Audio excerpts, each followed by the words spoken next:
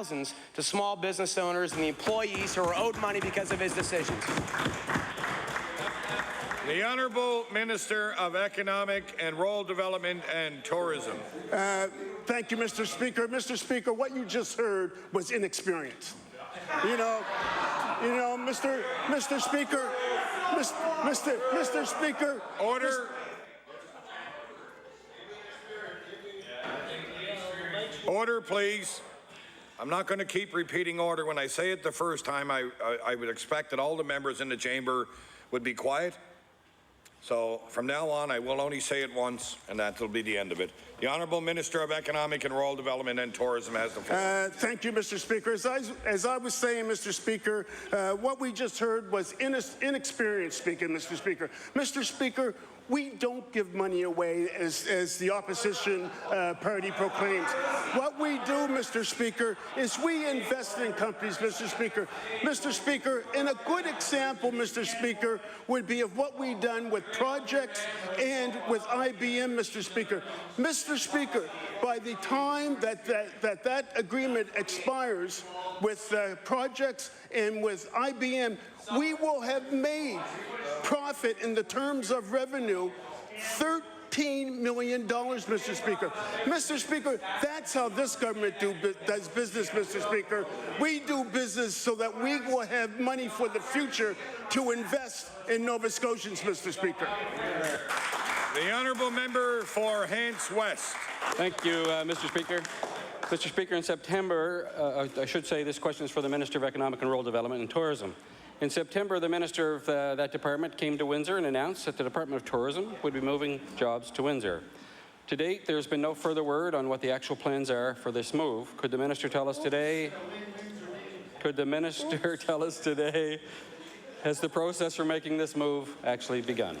The Honourable Minister of Economic and Rural Development and Tourism. Thank you, Mr. Speaker, and through you, Mr. Speaker, to the member opposite, that this is a work in progress. We made the announcement that we would be moving 34 jobs to Windsor. That still is the case. During that time, we've done a lot of work with respect to the tourism agency, hiring a new CEO. Mr. Speaker, there's been a lot of work to be done. The affected employees have to have an opportunity and time to digest. What we announced some time ago was that by the end of September 2013 that this would take effect, and we still sticking to that schedule. The Honourable Member for Hants West on his first supplementary. Thank you, Mr. Speaker. The Minister knows full well the importance of these jobs and what they mean to folks living in rural Nova Scotia, like Windsor, West Hants, Hantsport, that has seen recent job loss, unfortunately. And I'm sure he can appreciate the hope that people have when potential for good employment is talked about. Most see this as a potential opportunity, especially if some or all of the current staff at the department are not transferring to the new location. Can the Minister confirm today whether this is a straight transfer of jobs from the department's current location, or is it actually going to create new jobs? The Honourable Minister of Economic and Rural Development and Tourism. Thank you, Mr. Speaker. As the Premier promised during the election, is that there was no need for all the jobs to be located in Halifax. And under the guidance of the Premier, this government has moved some jobs into rural Nova Scotia. What's the question that's being asked by the honourable member, Mr. Speaker? It's a premature question. Is that the first obligation that we have is to current staff. Current staff have to make some decisions within themselves, with their families, about whether or not they're going to move to Windsor. And certainly at the end of the day, vacancies will be filled by appropriate people, Mr. Speaker. The Honourable Member for Colchester North. Thank you, Mr. Speaker. My question through you is to the Minister of Education. How many children in our schools have been diagnosed with autism spectrum disorder? The Honourable Minister of Education.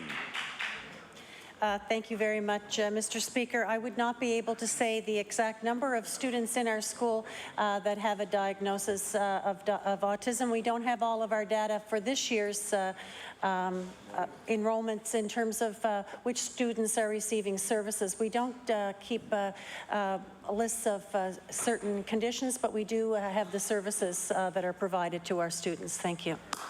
The honourable member for Colchester North on her first supplementary.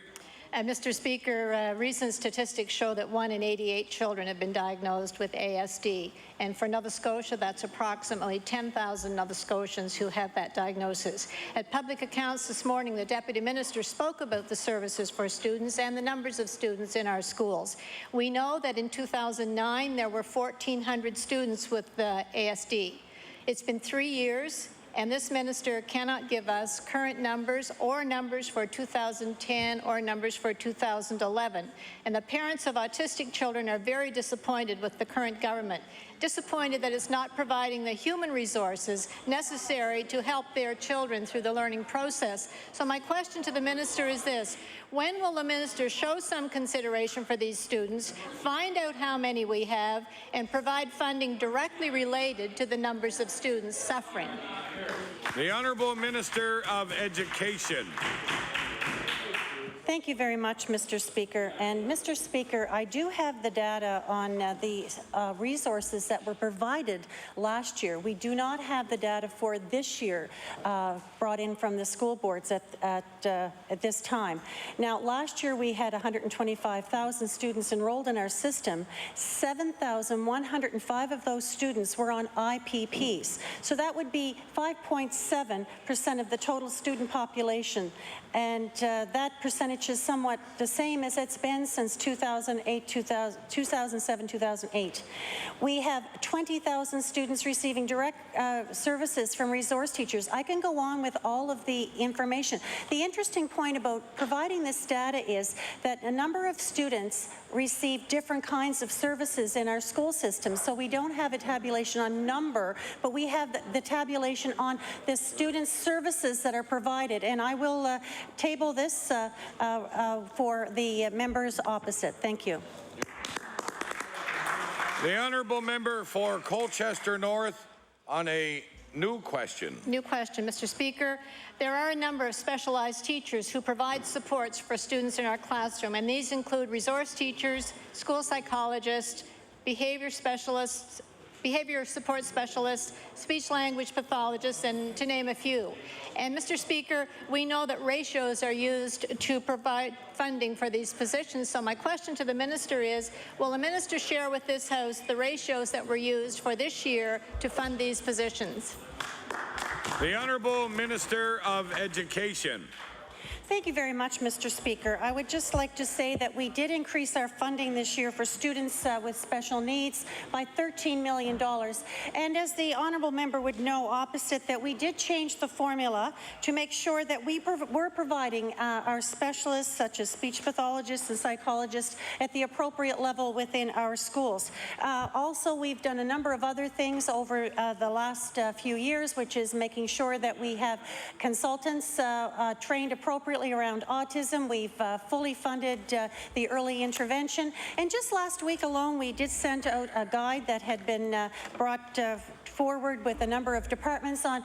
It's a 250-page guide that's provided for all schools, and anyone in Nova Scotia that would like to see it is on our website on a guide on how to best support students who have been diagnosed with autism. Thank you very much, Mr. Speaker. The honourable member for Colchester North on her first supplementary. Mr. Speaker, I would assume that by not giving me the ratios, perhaps the minister doesn't know them. Mr. Speaker, the research report that was presented recently to the minister, in fact, it was presented in 2010, included 31 recommendations for students, for children suffering with autism.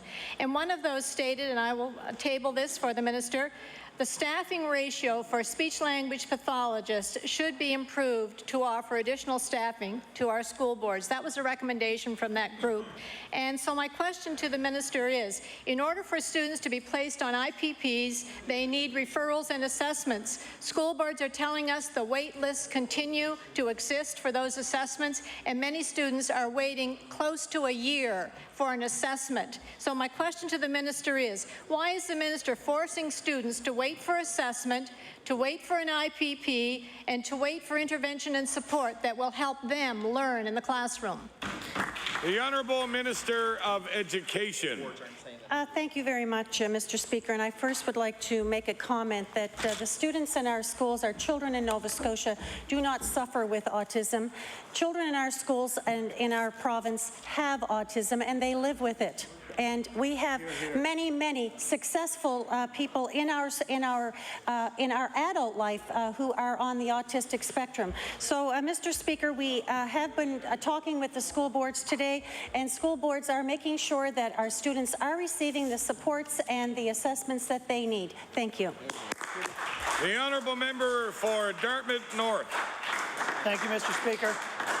Mr. Speaker, today my question is for the Minister of Community Services. Mr. Speaker, on February 24, 2010, the Premier and the Minister announced a new initiative with the Nova Scotia Cooperative Council, a program entitled Target 100. The Cooperative Council stated at the time that they will have hundreds of vacant positions to be filled, and that the Target 100 program would attempt to train and fill those positions through community services recipients. Mr. Speaker, can the Minister tell the House today how many individuals in receipt of income assistance have enjoyed success with the Target 100 initiative? The Honourable Minister of Community Services. Thank you, Mr. Speaker. The Target 100 program is a very good program with the Cooperative Council. I don't have the exact numbers today, but I can provide those to the honourable members. But I do know that it has been successful in taking people from income assistance and actually putting them in higher level in paid jobs. So the level of the jobs equal jobs that are like management positions. So it's been very successful in that manner, but I will get the numbers for the honourable member. Thank you. The Honourable Member for Dartmouth North on his first supplementary. Mr. Speaker, December 3rd, 2012 was celebrated as the 18th International Day of Persons with Disabilities. It was certainly a fitting moment to reflect on the situation of disabled Nova Scotians. Of the many barriers faced by Nova Scotians with disabilities, none is more urgent than the overt job discrimination. Physical barriers, outdated attitudes, and failure to provide reasonable accommodations, along with disincentives fostered by misguided government programs, figure heavily in the poor outlook for disabled job seekers. Mr. Speaker, with the Cooperative Council suggesting they will have several vacant positions to be filled and a Target 100 program perhaps coming up short of its goals, would the Minister agree that it would make sense to look more aggressively to the members of the disabled community who rely on income assistance to meet her targets? The Honourable Minister of Community Services. Thank you for the question. Certainly we do that. We do not discriminate between the abled or the disabled community in terms of those who are on income assistance and trying to help them seek employment. We provide many different services for those who have a disability, and we actually this week I had the opportunity to speak at a symposium that focused on and awarded employers who are hiring people with disabilities, and it was a very emotional and awarding evening to see those companies throughout all Nova Scotia who are actually seeing the significance and importance of hiring somebody with a disability and all the benefits that they receive from hiring those individuals. Thank you. The Honourable Member for Dartmouth North on his final supplementary. Mr. Speaker, for Nova Scotians with disabilities, over the past 10 years, time has stood still. Millions of taxpayer dollars have been spent, yet the most intractable problems of people with disabilities, chronic unemployment, low income, inadequate housing, and isolation are perpetuated. Mr. Speaker, Nova Scotia has a population that consists of 21% of its people considered to be disabled. Can the Minister tell the House if her government has considered legislation that would see an act for Nova Scotians with disability, and will we see it during the spring session? The Honourable Minister of Community Services. Thank you, Mr. Speaker. The member's opposite is correct that in the past, for decades and decades, the former Liberal and the Tory government basically ignored people with disabilities. There was very little in terms of strategies or plans. But ever since this minister came in, I have been dedicated and advocating for those with a disability. One of the first things that I did as minister was to make sure that L'Arche opened up in Halifax. It was at a standstill because of the Tories. I opened up and had built in Antigonish another L'Arche home just because the Tories announced it 3 times and at the end did not give them a cent to do it. Those things took apart over and over by those other 2 parties. We just actually announced this week that a world-renowned gentleman named Michael Bach, who's helping us move people and to people with disabilities to having options to live in their communities. First time in the history of Nova Scotia. First time in the history of Nova Scotia, a housing strategy that focuses on people with disabilities. So the other side has absolutely no right to ever say anything that they support people with disabilities because the history is the proof. Thank you. The honourable member for Bedford Birch Cove. Thank you, Mr. Speaker. Mr. Speaker, 650 people across this province are waiting to get into community-based small options homes. This government has nearly $60 million of housing money being held as a deferred federal contribution. Why is this minister not using housing monies to provide housing services for our province's most vulnerable? The Honourable Minister of Community Services.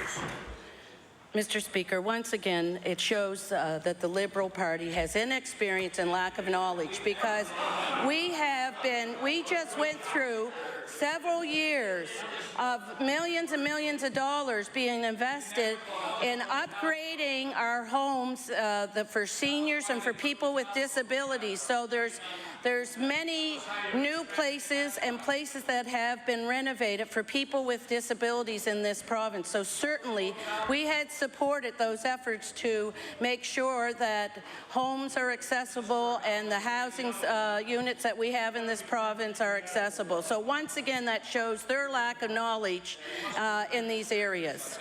The honourable member for Bedford Birch Cove on her first supplementary. Mr. Speaker, I think the minister has a little problem with understanding the question I'm actually asking her. I asked,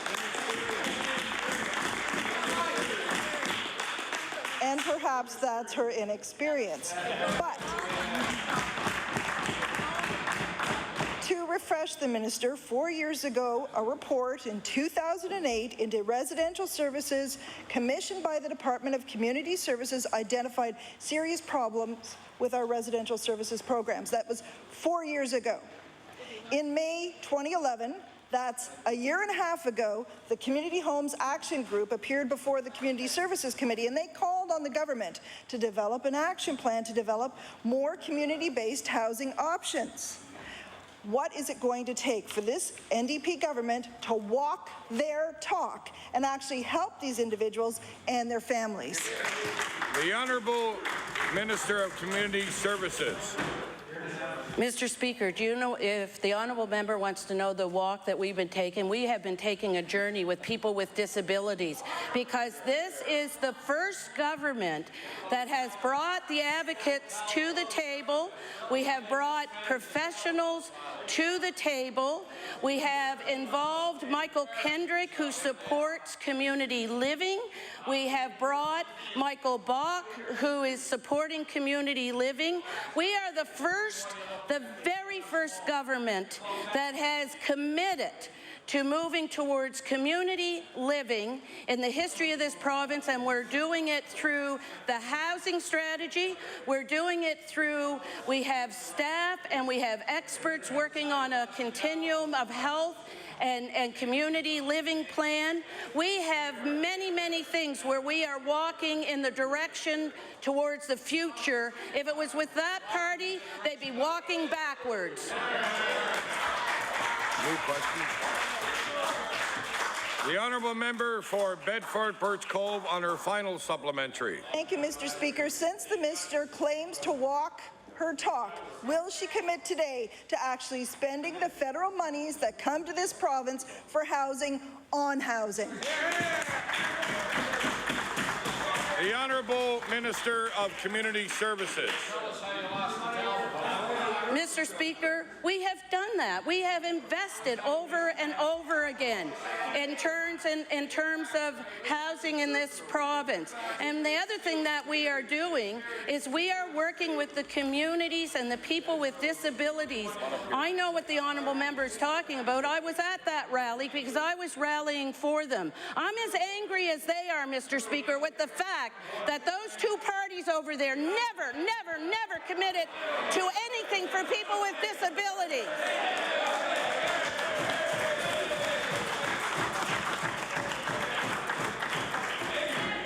The honourable member for Kings West on a new question. Mr. Speaker, my question is for the very calm Minister of Agriculture. Mr. Speaker, in the winter of 2010, a complaint was filed with the Nova Scotia SPCA regarding a dog that was permanently chained at a Cape Breton construction site. The Nova Scotia SPCA did investigate, but later stated nothing could be done under the Animal Protection Act.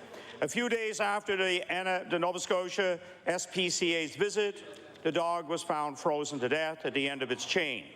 I will table the story for the minister's ease of reference.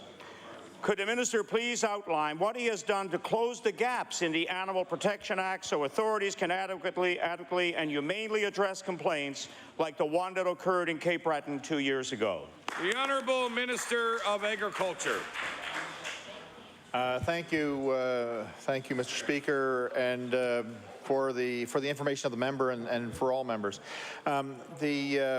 The changes in the Act have been significant. Matter of fact, the member may be aware that the investigative powers of the SPCA have been strengthened, and actually the Department of Agriculture had taken over investigations regarding livestock and companion animals that stayed with the SPCA. So the questions for action really is around identification of distress in the animal.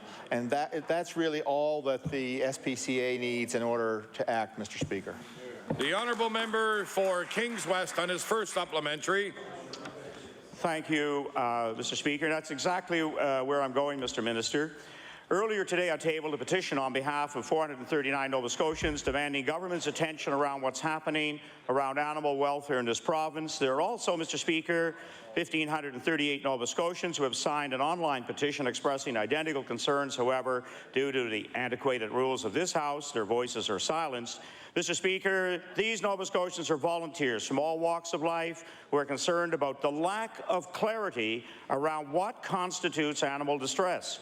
Given that the Animal Protection Act enables the minister to make regulations prescribing activities that are deemed to cause animals to be in distress, and these regulations don't exist. Could the minister please tell the 2,000 or so Nova Scotians who are concerned about animal welfare when he plans to bring forward specific regulations? The Honourable Minister of Agriculture. Thank you, Mr. Speaker. I want the member to be aware that we have a fairly open dialogue with the SPCA. Matter of fact, I met with them last week. This has not been an issue that's been raised by the SPCA. The issue that the member raises is more around that whether tethering, I think, is appropriate or not. The question of the fact that an animal may be tethered does not necessarily mean the animal is in distress, as long as other measures are taken care of as far as shelter, food, water, and so on, Mr. Speaker. But the actual tethering in and of itself doesn't necessarily indicate distress for the animal. But in some circumstances, it may be associated with that. Thank you. The honourable member for Argyle. Thank you very much, Mr. Speaker. Small businesses are struggling in the NDP's high tax, high power rates, unfriendly labour laws, Nova Scotia. Unfortunately, a company in Southwest Nova Scotia is hurting more than most. After winning a bid a number of years ago on the community centre attached to École Secondaire de Paramba and Tuscot, Garion Construction did the work, of course, in good faith. 3 years later, this company has still not been paid approximately the $400,000 that was owed to it. Mr. Speaker, my question, when will the Minister of Economic and Rural Development make good on the deal with Garion Construction? The Honourable Minister of Economic and Rural Development and Tourism. Thank you, Mr. Speaker. Mr. Speaker, it's really unfortunate that that any company, any legitimate company in the province of Nova Scotia would not be reimbursed for work that they conducted. This government, through SWASDA, along with the municipalities, gave money that was supposedly to be used for that purpose, Mr. Speaker. Mr. Speaker, this certainly is an unfortunate situation for that company, and when I think back to when we came in government, I got to remind through you, Mr. Speaker, that the actions of SWASDA were well documented, and it was this government, this minister, that came in and addressed it, Mr. Speaker. The Honourable Member for Argyle on his final first supplementary. Thank you very much, Mr. Speaker, whatever you want to call it. Mr. Speaker, most fair-minded people in our communities believe that companies should be paid for the job that it has completed. We know at this point the municipalities, different organizations have been looking to get together to figure this one out. Mr. Speaker, these are the same municipalities that were forced to pay, of course, off the Royal Bank's line of credit. And still, companies are now going without, as they've been waiting for a very, very long time.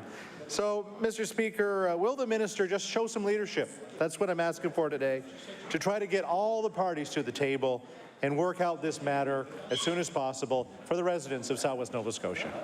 The Honourable Minister of Economic and Rural Development and Tourism. Thank you, Mr. Speaker. Mr. Speaker, when it comes to leadership, I would say that this government showed it when it came in and addressed the issues around SWASDA, Mr. Speaker. The Honourable Member for Halifax Clayton Park. Thank you. Thank you. Mr. Speaker, my question is for the Minister of Immigration, or responsible for immigration. And Mr. Speaker, on October 31st, 2012, the Federal Minister of Immigration tabled his 2012 annual report to Parliament on immigration. According to the report, Nova Scotia had 2,138 permanent residents admitted in 2011, which was a decrease of 11% or 270 people over the previous year. And it is also the lowest number of permanent residents that we've had admitted since 2005. Could the minister responsible for immigration please tell us why our immigration numbers are getting worse and not better? The Honourable Minister responsible for immigration. Thank you, Mr. Speaker. There was a trend nationally, if not internationally, that during the recession, a lot of people who had been nominated and granted landed immigrant status were not taking advantage of those opportunities because of the economic situation internationally. And so I believe almost every jurisdiction in Canada found that their landings have been a bit lower. Part of that was also due to the fact that a lot of international students have been accepted through the Canadian Experience, which is part of the federal programs, but also through the provincial nominee programs. And those students tend to be a single individual rather than bringing their families with them. So that also had an impact on the number of landings.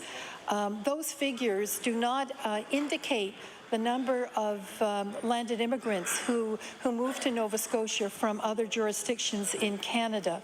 So I would say we're in a very healthy position in Nova Scotia. Thank you. The Honourable Member for Halifax Clayton Park on her first supplementary. Thank you, Mr. Speaker. I'm particularly concerned about the decrease in skilled worker numbers to our province. Between 2010 and 11, that number decreased by 377. We're also aware that at this time, the federal government has put on hold any new applicants for the federal skilled worker program, and they're working on a new direction with revised selection criteria, which will be launched later in the new year. My question to the minister is, given that our federal skilled worker numbers decreased by 377 last year, and this is well before the federal changes have come into effect, could the minister please indicate how our province will fare once the new federal skilled worker changes, which we expect will be more stringent, come into play? The Honourable Minister responsible for immigration. Thank you, Mr. Speaker. I have to say that we're very excited in Nova Scotia about the potential changes that the federal government is considering, because we think there are going to be great opportunities there for both our provincial nominee program and our local businesses to increase the number of skilled workers. And the jobs are going to be there in the future, and that's going to attract more people through those programs. But also, as I indicated in my earlier answer, it's going to encourage more landed immigrants to move to Nova Scotia from other provinces. A couple of weeks ago, I had the good fortune of meeting with the federal minister and my colleagues from across Canada, and I have to say some very positive things were said about the provincial immigration strategy here in the province. And as the Premier announced, we have been allocated 200 extra nominations this year, and certainly that, I would say, is a vote of confidence for what we're doing and how we're handling the situation here in the province. Thank you. The Honourable Member for Clare. Thank you, Mr. Speaker. Mr. Speaker, my question is for the Minister of Transportation and Infrastructure Renewal. Mr. Speaker, 2 years ago, government introduced their 5-year road plan to show the public what projects were priorities in the coming years.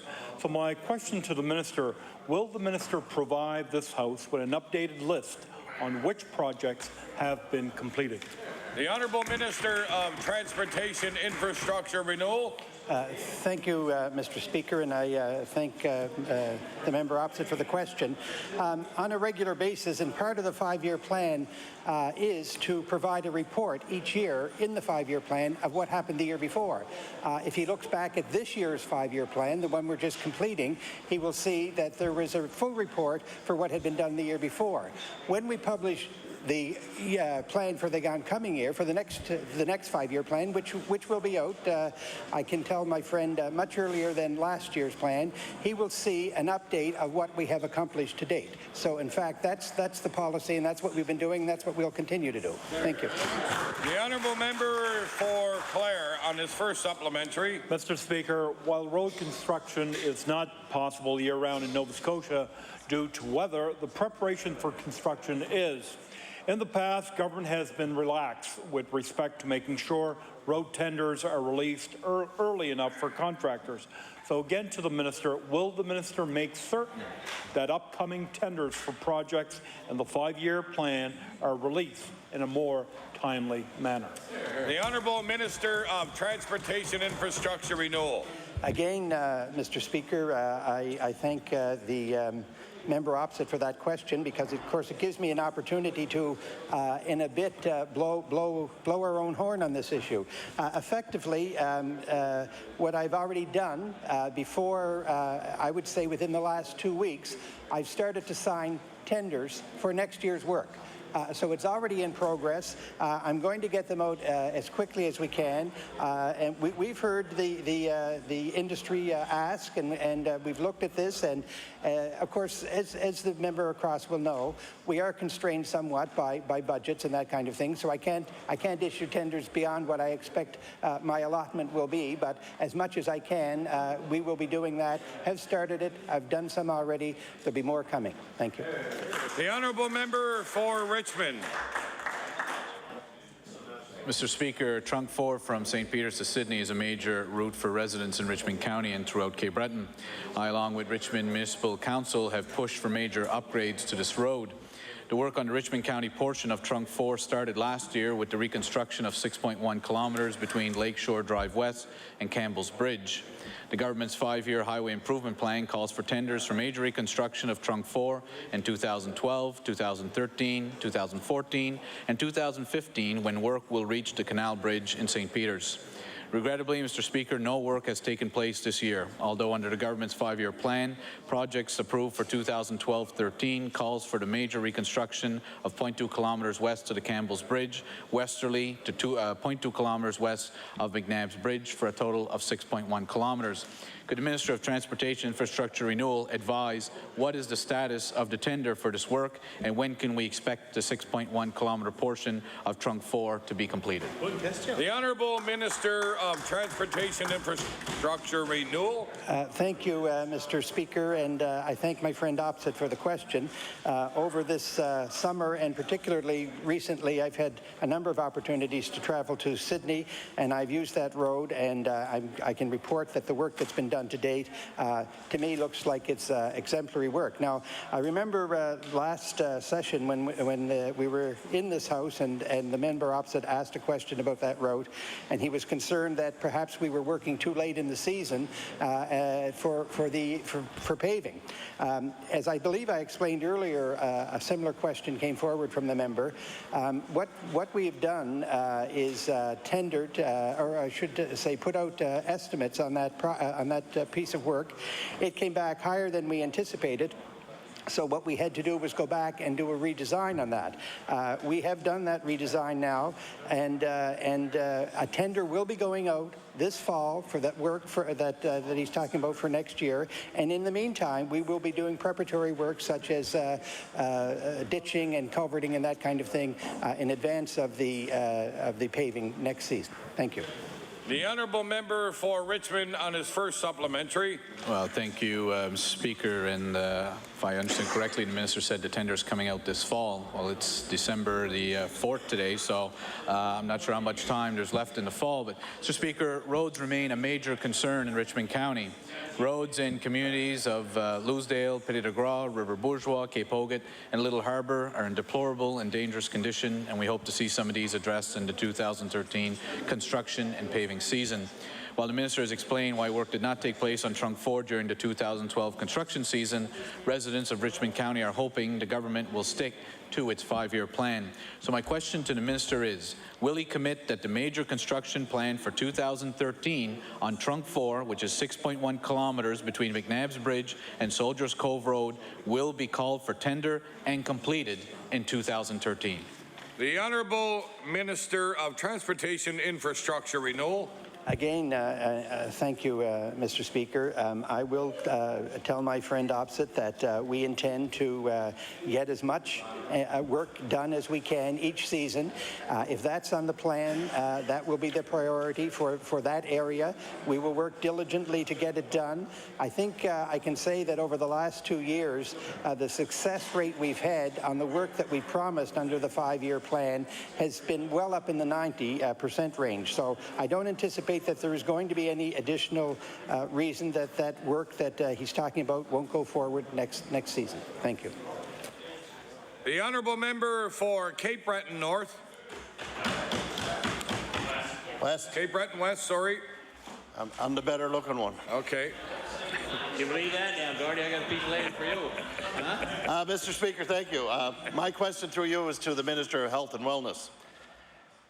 The health ministers met in Halifax earlier this fall, and the liberation therapy for MS was a topic of discussion.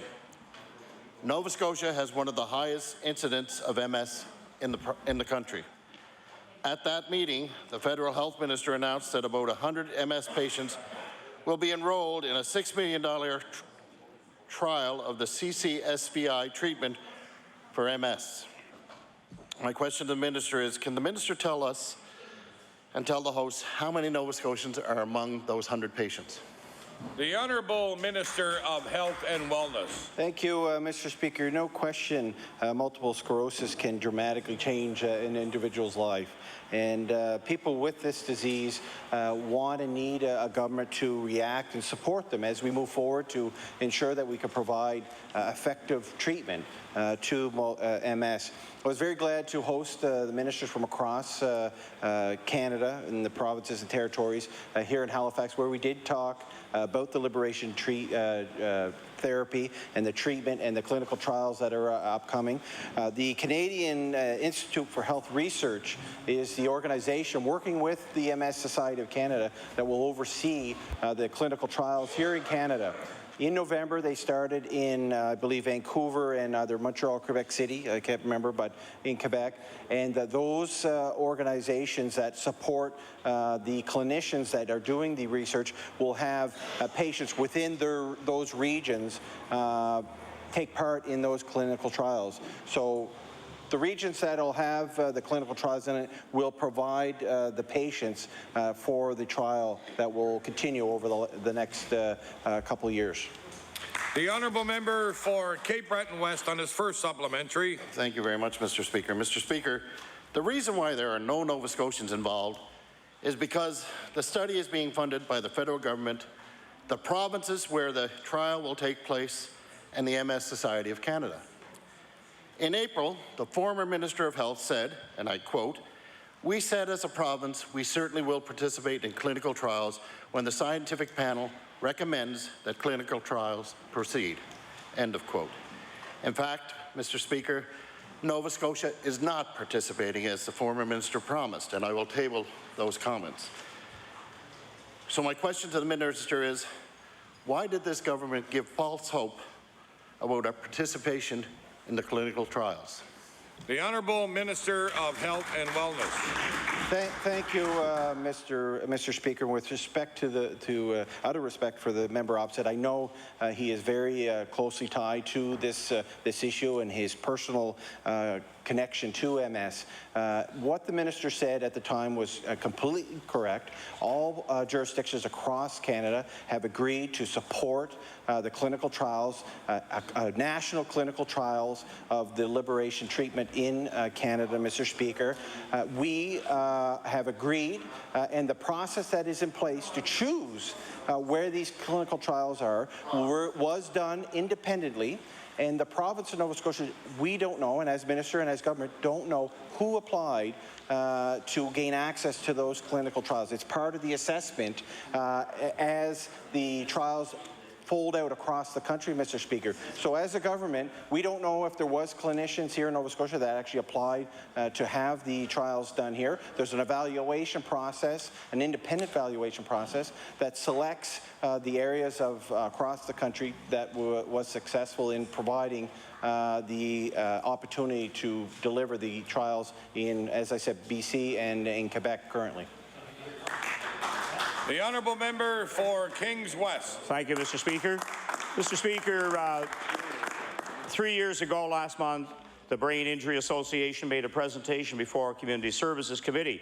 During their presentation, they pointed out that while we have an excellent acute care system which provides exceptional care at the time of incident and during rehabilitation, the system of supports for patients and their families once families return home is lacking. Well, according to a CBC News story dated September 22nd, 2012, some 3 years later, with a headline which read, "Long-term brain injury care lacking, say advocates," and I will table that, it would appear not much has changed. Could the Minister of Health please outline what his government has done to ensure brain injury survivors and their families have more supports available once the patient returns home? The Honourable Minister of Health and Wellness. Thank you, Mr. Speaker, and that's why, as coming into government, we recognize the importance of providing home support, providing shelter for individuals, Mr. Speaker. We've continued to work over the last number of years to work with partners throughout the province to ensure that people have access to the kind of care they need.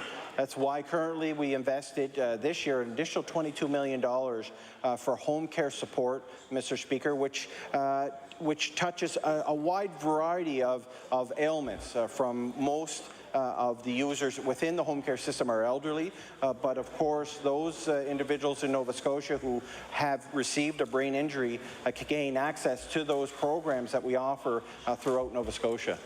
The honourable member for Kings West on his first supplementary. Thank you, Mr. Speaker.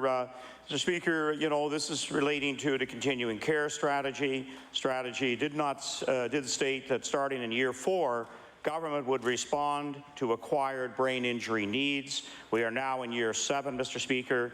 Given that very little has happened since the Brain Injury Association appeared before the Community Service Committee 3 years ago, given the CBC coverage which featured families and advocates still calling for action, and I will table those articles, could the minister please provide some indication as to when the needs of brain-injured survivors and their families will start to be addressed? The Honourable Minister of Health and Wellness. Thank you, Mr. Speaker. As I said earlier in my first answer, we're working with partners. And as the Minister of Health and the Department of Health and Wellness, one of our partners is the Department of Community Services, Mr. Speaker. We work together over the last number of years to try to break down the silos that have been built within the government system. For many, many years, departments work on their own, Mr. Speaker, in these silos, and that's something that we knew we had to change over the last number of years. So I'm working with the Minister and the Department of Community Services. They support buy-ins annually, Mr. Speaker, with investments of I know this year it was over $25,000 for educational programs through websites. And the goal for that, Mr. Speaker, is to ensure that Nova Scotians understand the brain injury and understand options that are out there. That's why part of the $22 million investment, additional investment for home care support, which brings up, I think, the total budget for this year close to $200 million. Part of that $22 million this year is to ensure that organizations that provide home care services, that provide services for Nova Scotians, know what services are there. There's a wide range of suite of services that are available, and often it's people aren't aware of some of them. So that's part of the investment we're making this year, is to make sure people know about the programs that are available to Nova Scotians. The honourable member for Victoria the Lakes. Thank you, Mr. Speaker. Mr. Speaker, the Minister of Health and Wellness has said that the request for proposal submitted by Talbot House would be evaluated before the end of the year. Now, we all know, Mr. Speaker, that Talbot House was a lone bidder to operate a recovery house, and that for more than 50 years it provided effective care to men suffering from addictions. It was Talbot House's philosophy, Mr. Speaker, that the government has been at odds with. But without the facility, Cape Breton would once again have no recovery house. So my question through you to the Minister, when can Cape Bretoners expect to once again have a recovery house in their area? The Honourable Minister of Health and Wellness. Thank you, Mr. Speaker, and I know it's not a laughing matter, but often the comments are soon, very soon. But we recognize addiction services in Cape Breton is extremely important. That's why we've seen a change in the model of care that is being delivered by the Cape Breton District Health Authority to address addiction services there. And I can tell the member that the evaluation is going on now, and I can say that hopefully I'll make an announcement really soon in the new year, within a few weeks after the new year has started. The honourable member for Victoria the Lakes on his first supplementary. Thank you, Mr. Speaker. Mr. Speaker, this government sent Talbot House into a tailspin with unsubstantiated smear campaigns that closed the only recovery house in Cape Breton. Government has not yet revealed whether or not it'll require Talbot House to go against their established treatment philosophy or provide methadone. It'd be a sad day if the government held the use of methadone above the need for a recovery house that's had more than 50 years of proven results. So, Mr. Speaker, my question through you to the Minister, will the Minister require Talbot House to use methadone, or will he allow them to stick to their tried and true treatment philosophy? The Honourable Minister of Health and Wellness. Thank you, Mr. Speaker. And I know I was asked this and answered, I think, quite well earlier in the session on addiction services and the support that the recovery houses provide Nova Scotians. We are, no question, moving and changing model of care of addiction services within Nova Scotia to best meet the needs of Nova Scotians who have addictions. When the Department of Health took over recovery houses, I indicated at the time that it's business as usual. I appreciate there are different methods and support and services that can support someone with addictions. So I have no intention right now to say that any recovery houses have to change the model, that they have been providing services to Nova Scotians. I appreciate the support that many different organizations have given to Nova Scotians when it comes to addiction services here in Nova Scotia. The honourable member for Richmond. Mr. Speaker, St. Anne Community and Nursing Care Centre in Ayrshire is a remarkable example of the successful operation and organizational effectiveness of a long-term care facility co-located with primary and emergency care services with sharing administration and support services. St. Anne currently has 24 long-term care beds and 5 Veterans Affairs Canada beds. Long-term care beds are in shared rooms, and residents waiting for placement at St. Anne face a 1 to 2 year wait. I'm pleased that the former Minister of Health and Wellness visited St. Anne, and the current Minister did so this fall. My question is, will the Minister of Health and Wellness advise what his impressions were of St. Anne Community and Nursing Care Centre? The Honourable Minister of Health and Wellness. Thank you, Mr. Speaker. Très bien. The individuals, the men and women who support St. Anne's, I think, do a remarkable job. It's amazing, and I was fortunate to have an opportunity to tour their facility. I understand and recognize the passion they have to providing services to residents who live in that area of the province. I know some concern is around replacement of that facility.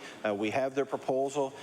We know that there's some concern around the federal government and their commitment to continuing to fund Veterans Affairs beds within our long-term care facility, Mr. Speaker. That definitely, that uncertainty definitely has put some reflection within our department because of realizing these long-term care beds are placed within the current structure that we support. So I can tell the member I appreciated the services they provide there. It's an important service, I think, that needs to be maintained in that part of Nova Scotia and in the communities that they serve.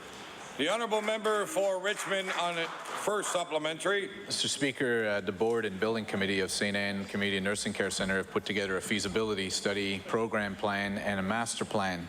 The document explores the options of renovating the outdated existing facility or, more importantly, building a new one. Using population and age projections, the plan calls for an increase in long-term care beds to 36 from the current 24, along with a new collaborative emergency centre with associated diagnostic and treatment services. Mr. Speaker, as my colleagues here in the House would know, local physicians have worked very hard to keep the emergency room at St. Anne's open 24 hours a day, 7 days a week, and I'm happy to report that the update provided by the Minister of Health last week shows that St. Anne's was not closed 1 hour during the last calendar year. So my question is, can the Minister of Health and Wellness advise what is the status of the proposal to build a new facility and increase beds to replace the existing St. Anne Community and Nursing Care Centre? The Honourable Minister of Health and Wellness. Thank you, Mr. Speaker, and the member opposite is quite right. They do a remarkable job providing access to the emergency department at St. Anne's, as do the remarkable job that they provide services to those who are call St. Anne's home, Mr. Speaker. We are currently trying to review and see where we need to go in the next few years when it comes to long-term care beds, but most importantly also, Mr. Speaker, moving both replacing and building new long-term care beds, moving that forward with supporting home care, Mr. Speaker, is extremely important. It's something that the former government, I think, lacked vision in ensuring that both of those services move forward in our province to provide services, Mr. Speaker, because I know when I talk to Nova Scotians, they want to have options, they want to have choices, and their first choice is to remain home as long as they can, Mr. Speaker. Their last resort should be a long-term care facility. We know in the future we'll need to continue to support them. We need to continue to replace aging facilities, and we will be reviewing the requests from St. Anne's as we go through this process. The honourable member for Argyle. Thank you very much, Mr. Speaker. Glad we talked about St. Anne's and we talked about long-term care in this one. The wait list for long-term care is the highest it's been ever in Nova Scotia. It's growing because the government has taken zero action to address the needs of seniors who can no longer live in their own home. Mr. Speaker, this is throwing home care at something that actually makes their situations unsafe. Mr. Speaker, the wait list grew to 2,228 seniors in September. That is more than 2,000 families who have been assessed by the Department of Health and Wellness as needing more than home care. So my question to the minister is, will the minister stop looking at these 2,228 families as statistics and finally declare the construction of his government's first long-term care bed? The Honourable Minister of Health and Wellness. Well, Mr. Speaker, the member opposite is completely wrong with what he says here in this House, Mr. Speaker. I know for a fact when they were in government, there was no nursing home in my riding, Mr. Speaker. When we were in government, there's a nursing home in my riding, Mr. Speaker. We are working throughout Nova Scotia to continue to ensure that Nova Scotians have opportunities and access to long-term care facilities.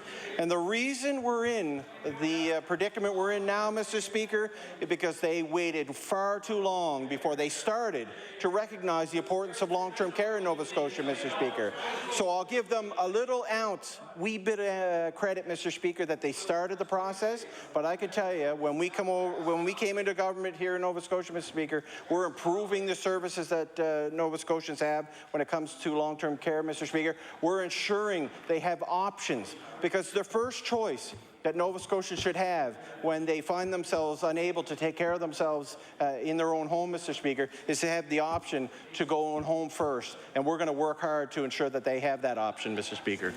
The honourable member for Argyle on his first supplementary. Thank you very much. In September, 371 people were forced to wait in hospitals for long-term care bed. That is, Mr. Speaker, bottlenecking our hospitals. In May of 2008, I remember the NDP putting out this ad, and I can't show it because it'll be claimed as a prop, but it's called Stop the Waiting. And it was about that very issue of apparently a long-term care facility not being built at least near the member's constituency, which, matter of fact, the footings were in, things were cleared, and the construction was going on. That's how much he was paying attention to the community that he represents. The funny thing is that the NDP has not done its research, and nursing home in this ad refers to as already well under construction, like I said. What's not funny, Mr. Speaker, is that there are 920 more people on the wait list now than there was when this ad was put out. So, Mr. Speaker, my question, and I'll table these, the statistics and the funny ad. 2,228 families can't afford to wait. Will the ministers stop the waiting and finally construct more long-term care beds? The Honourable Minister of Health and Wellness. Thank you, Mr. Speaker, and I'm glad my colleagues are paying attention, because I know the Minister of Aquaculture and Fisheries whispered in my ear about Bayside homes, Mr. Speaker. Announced, I think, 4 or 5, who knows how many times, by the former government. But who built it, Mr. Speaker? It was the NDP government who built that, Mr. Speaker. It was the NDP government that opened that home, Mr. Speaker. It was the NDP government that opened the home in Sackville. It was the NDP government that opened the homes across Nova Scotia, Mr. Speaker. The former government waited far too long to get this process started, Mr. Speaker. And as we've seen, they were just focused on one thing, Mr. Speaker. One thing. They weren't recognizing that we needed to provide services, not only long-term care services, Mr. Speaker, but we needed to ensure that they have home care and access to home care, Mr. Speaker, something they ignored for far too long. The honourable member for Kings West. Thank you, Mr. Speaker. Mr. Speaker, as we all know, it's the responsibility of government to cover the health care costs of long-term care.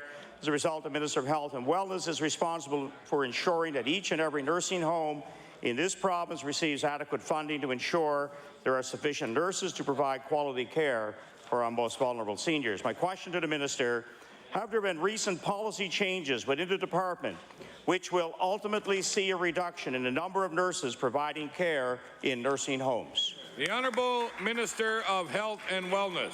Thank you, Mr. Speaker. We have a lot of men and women who are working within long-term care facilities across this province, Mr. Speaker. They provide an essential service to the men and women who call long-term care facilities their home, Mr. Speaker. We are working with our partners to ensure that the services that are provided to the residents of long-term care facilities across the province are adequate, that they have access to the staff they need to meet their needs, Mr. Speaker.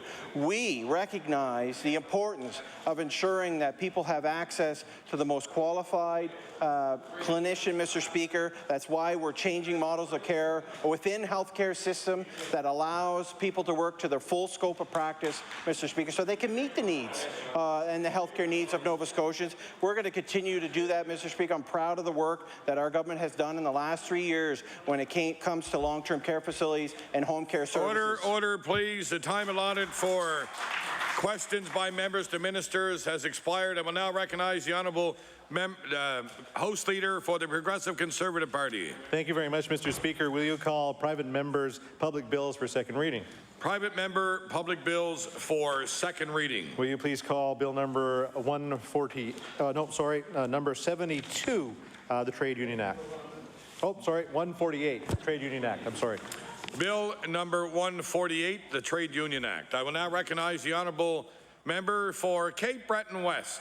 Thank you very much, Mr. Speaker. Mr. Speaker, I'm pleased to be able to stand today to speak to Bill 148, which is an amendment to the Trade Union Act.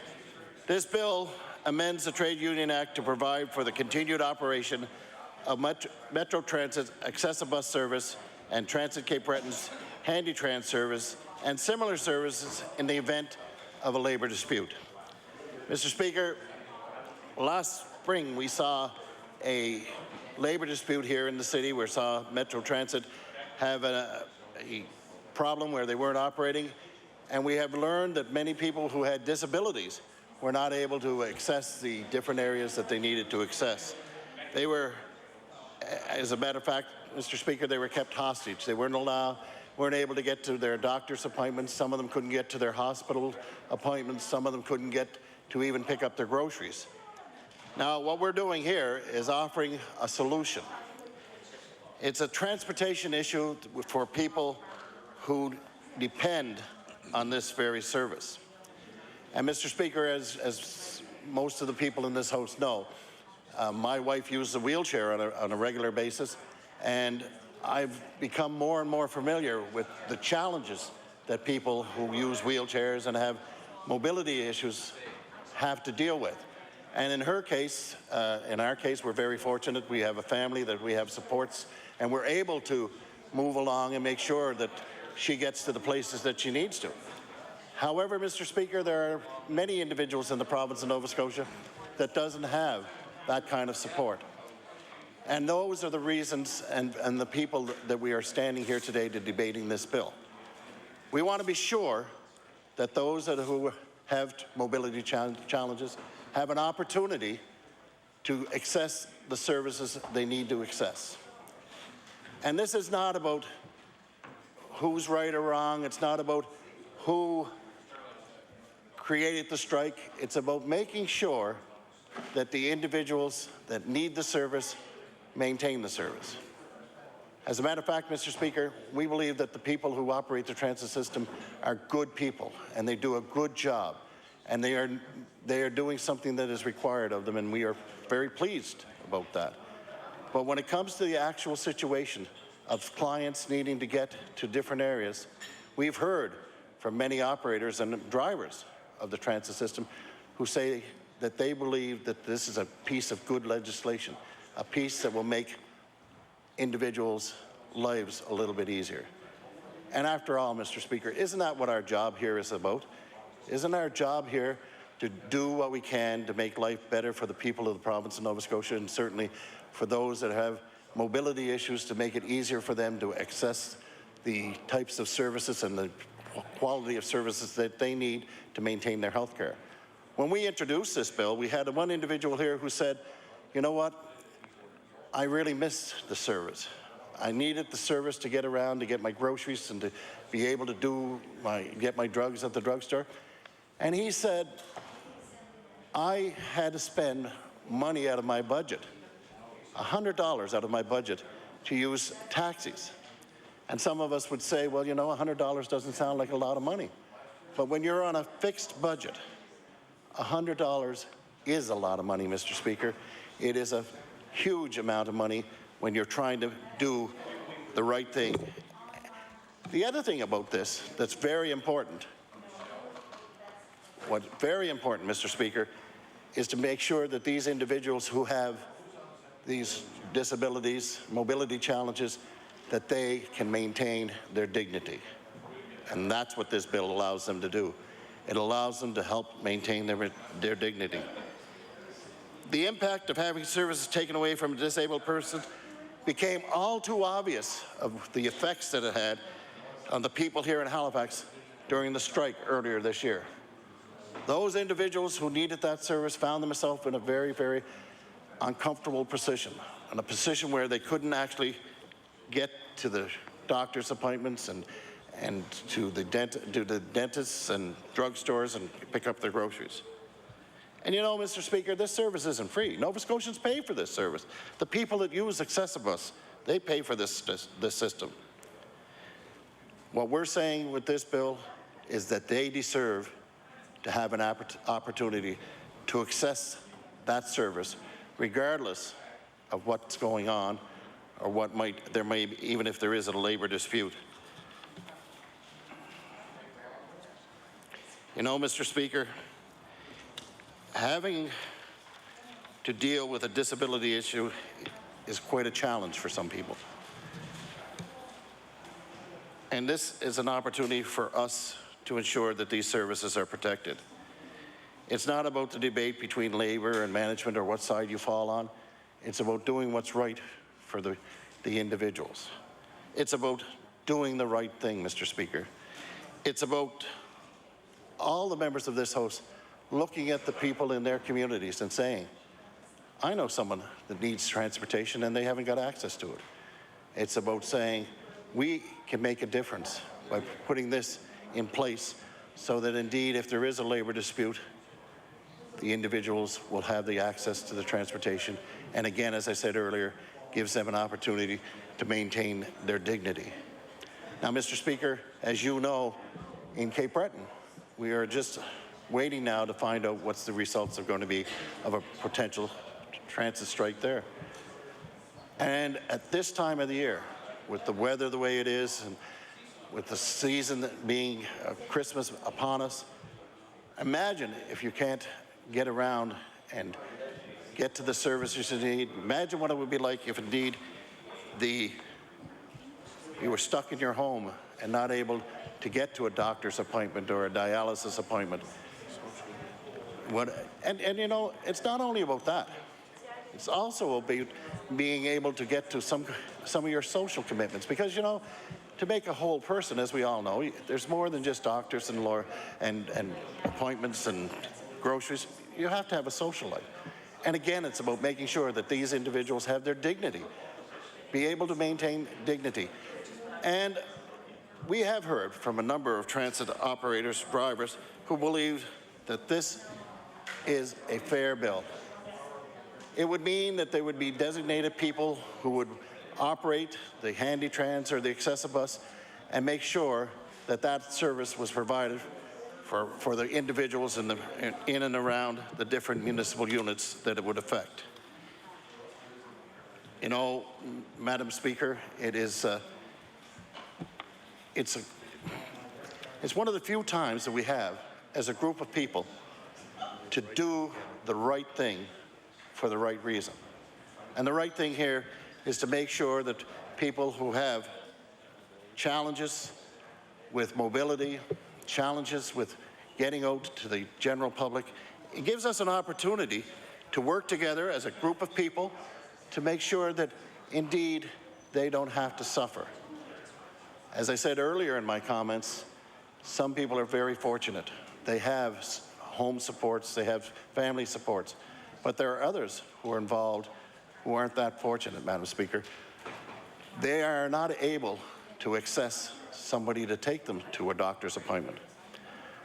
So when we look at this bill and what it does, one of the things about this bill that's very, very important, I think, is it doesn't cost anything. It's not a bill that's going to put a big cost to government or to the operators of the transit. It's a bill that helps people that need help. And I know that a lot of times in this room, we don't agree on a lot of things. But, Madam Speaker, I do know that the majority of the people in this House are concerned about helping those people that aren't as fortunate and have some of these mobility challenges. So with those few words, Madam Speaker, I will take my place. Thank you. I now recognize the honourable member for Queens. Thank you, Madam Speaker, and I'm pleased to stand and reply to the member across the way on Bill 148. Madam Speaker, there's no question that many people across this province have disabilities and significant challenges with mobility, and many of those people with disabilities and mobility challenges use the services of Accessibus to go on with their daily lives, whether it's going to work, whether it's picking up medicine, whether it's purchasing groceries, whether it's visiting family and friends. And we also understand, Madam Speaker, that people will be inconvenienced if there was ever a strike involving their Accessibus service. And certainly we saw in the HRM transit strike that indeed some people were inconvenienced. And unfortunately, that's what happens when a labor disruption occurs. Some people their lives are disrupted. But we do believe, Madam Speaker, that there must be a balance, and the balance needs to be between Accessibus riders and the workers' constitutional right to collective bargaining. Essential service, Madam Speaker, usually refers to services which are necessary to prevent or limit loss of life, serious harm, or the deterioration of mental or physical health of persons, or to prevent serious damage to property required in the performance of an essential service, Madam Speaker.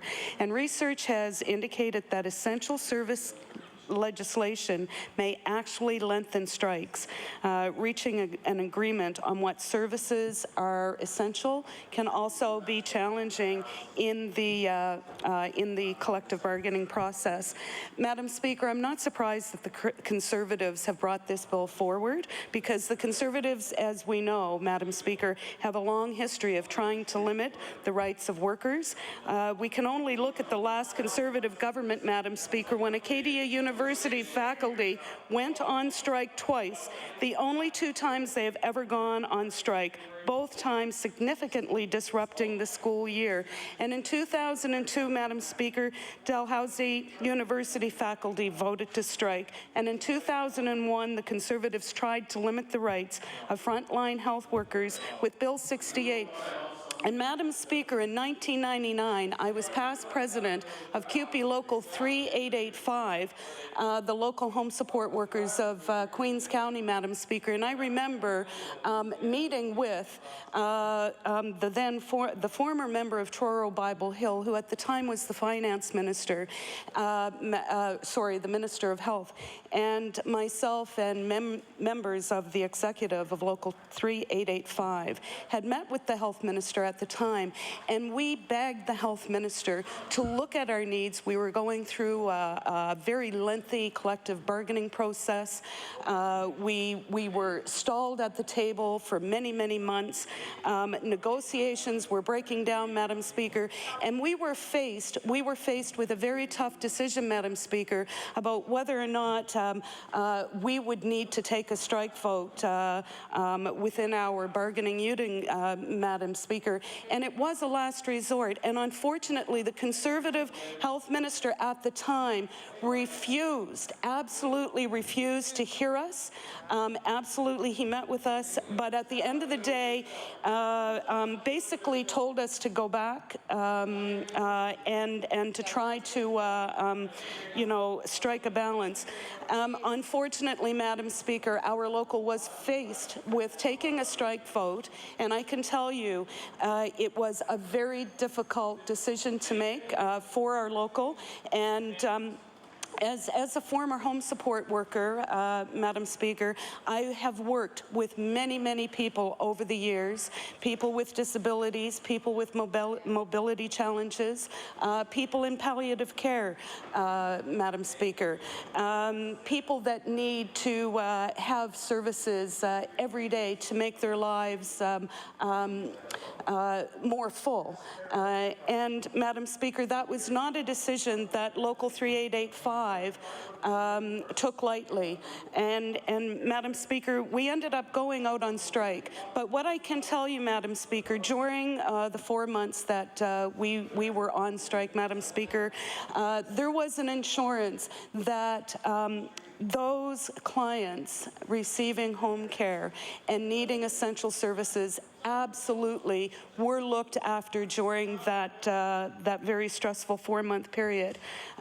Were other clients inconvenienced? Absolutely, Madam Speaker, and unfortunately during a labor disruption, people will be inconvenienced. But we cannot forget that essential services needs to be looked at very, very carefully. And we cannot forget either, Madam Speaker, that it is workers' constitutional right to have free and fair collective bargaining.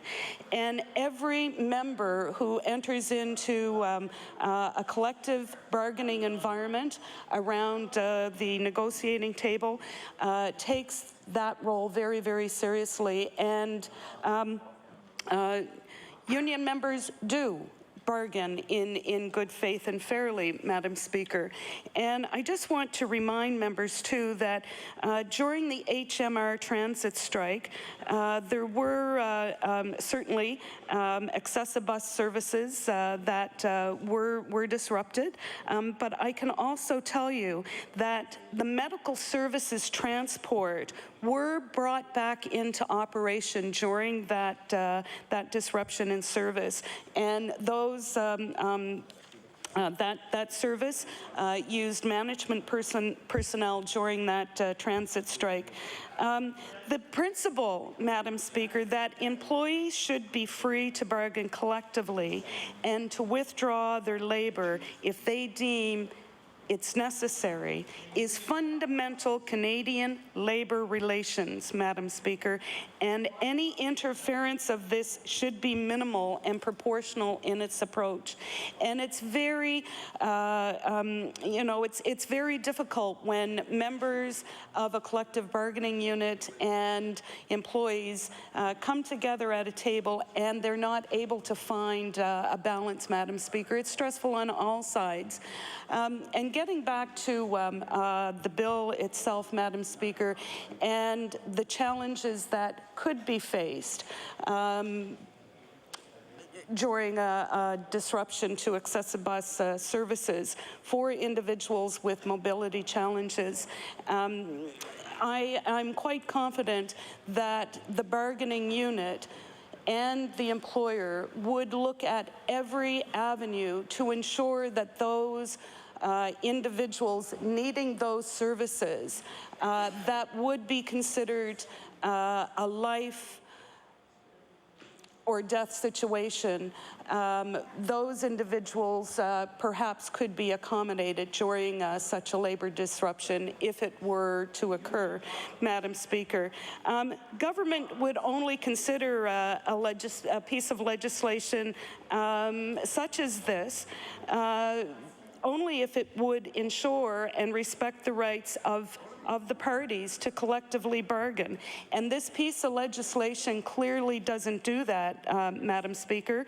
Bill 148, this approach certainly does protect certain users of transit, but it uses a very broad brush, Madam Speaker, in taking away the rights of the employees to hold any kind of job action to attain their contract, and it does not offer any benefit to the employees at the end of the day, Madam Speaker. We all have, as any unionized workers, Madam Speaker, have the right to collectively bargain in good faith.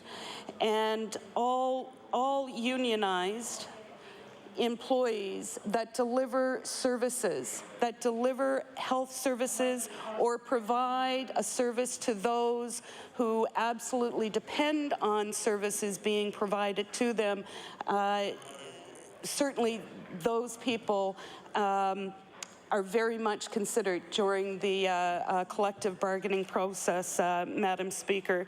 And again, I will remind members that when bargaining units are faced with a decision as to whether or not they will take a strike vote, it is stressful. They do consider the needs of the people that they serve, and especially in the healthcare field, Madam Speaker. You know, healthcare providers certainly look at the people they service as their #1 priority.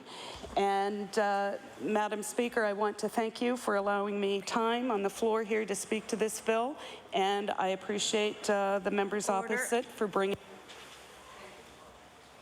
Recognize the honourable member for Clare.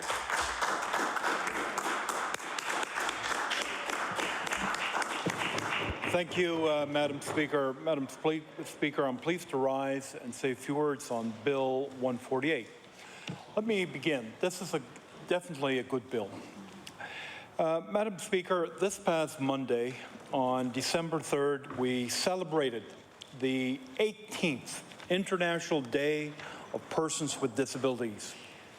Madam Speaker, it's a special day to allow all of us, not just here on the floor of the House, but all of us in our province, to focus on persons with disabilities, especially here and throughout Nova Scotia.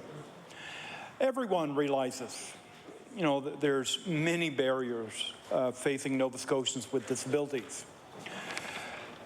And this bill, Madam Speaker, highlights one of those barriers.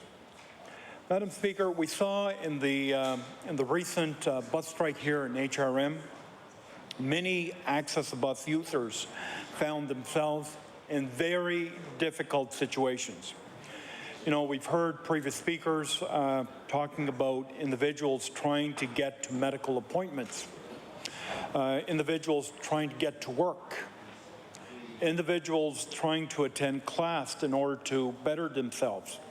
And Madam Speaker, these are just a few of the difficulties that were expressed.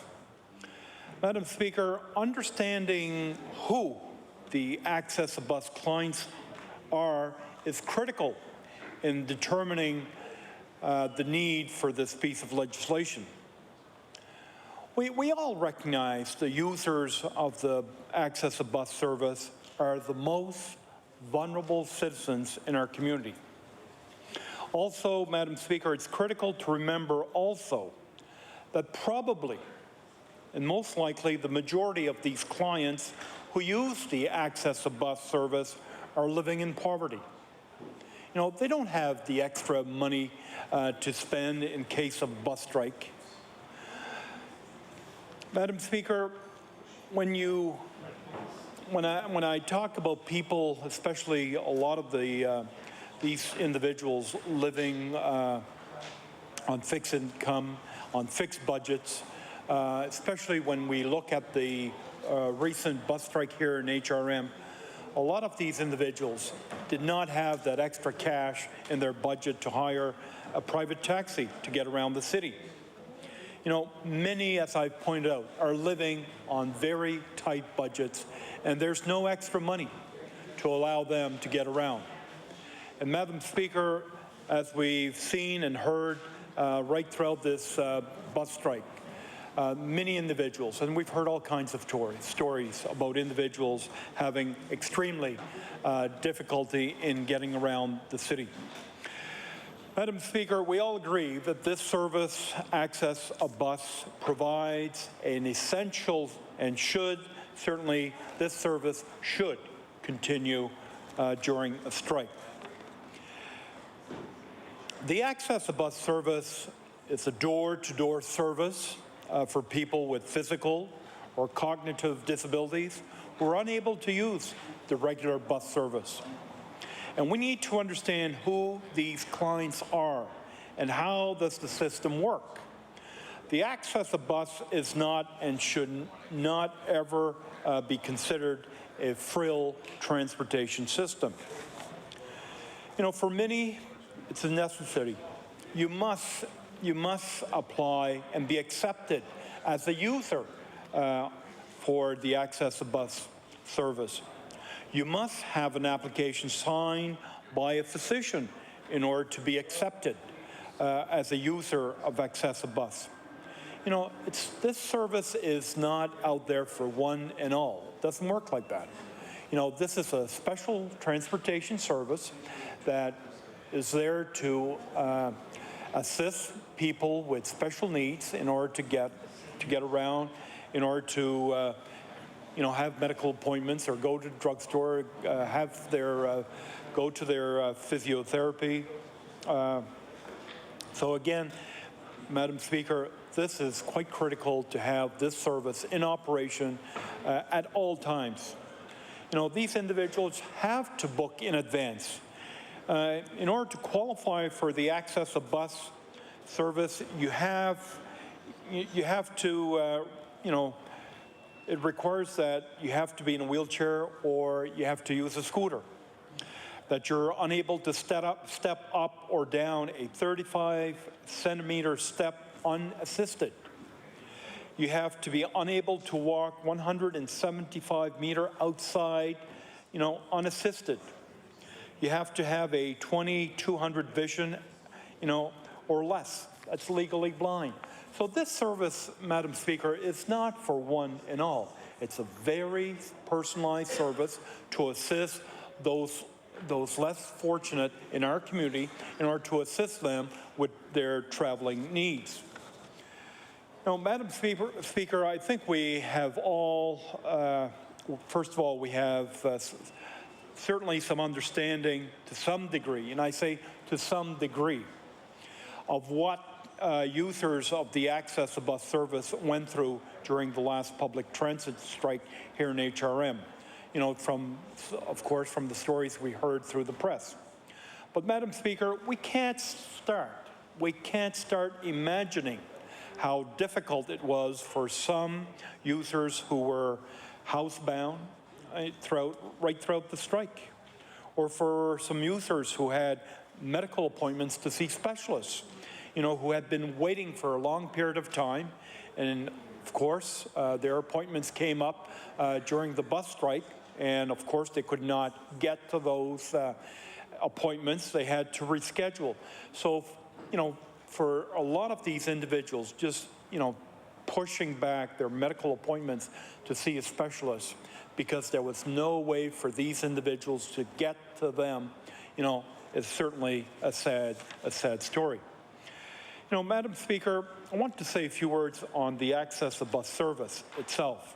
You know, first of all, to those who provide the service, you know, in HRM must be congratulated, and I know the service is also provided to parts of Cape Breton. You know, you need special people. You need special people to provide the service. I know drivers are especially trained in order to do this type of work. It's not just about getting someone to drive the Access a Bus during a strike in order to provide this essential service to those clients. You know, you need special individuals, special drivers, trained, qualified to work with these individuals. Madam Speaker, it's a system naturally that's trying to serve all users of all ages. It's a system that is trying to serve users as fast as they can. And we all know that there are some waiting lists. You know, it's a system, of course, that operates with a limited budget. So, of course, the Access to Bus system can't do everything. I know I have individuals from Clare at times. They are in the city here to attend some meetings, and they have to make reservations with the Access to Bus in order to be able to travel around the city while they're here to attend these meetings in order to allow them to attend.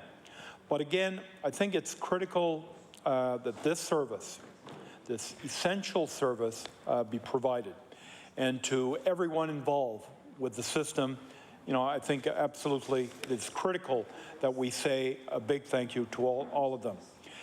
I know my time is running out here very quickly, but I was kind of curious just how many people are using the system. In May of 2012, 12,400 users in HRM alone used the service. So in 1 month, in May of 2012, over 12,000 people, you know, depended on the service. In June, over 11,000 people had to depend upon this service. So again, with these types of numbers, Madam Speaker, we have a sense to understand how critical this service is, especially to those individuals that are vulnerable in our society. Thank you, Madam Speaker. I recognize the Honourable Leader of the Progressive Conservative Party. Thank you, Madam Speaker, and let me just say I do appreciate the remarks of the previous speakers. Mr. Speaker, this is one of those bills, Madam Speaker, where parties have to decide who they're going to stand with. In fact, a friend of many in this House, now deceased, who we all miss, Mr. Cyril Reddy, was famous for saying, where you stand depends on where you sit. I'm so disappointed to see where the NDP sits on a bill that has as much common sense as this one does. To oppose a bill that preserves for all time the handy-trans or access-a-bus services, that says a lot, Madam Speaker, about where the governing party stands. I do appreciate the supportive words of the party beside me here. Madam Speaker, it is nice to see them take a stand on something, and I appreciate it in this case. To me, to be clear, Madam Speaker, this is a very progressive conservative bill.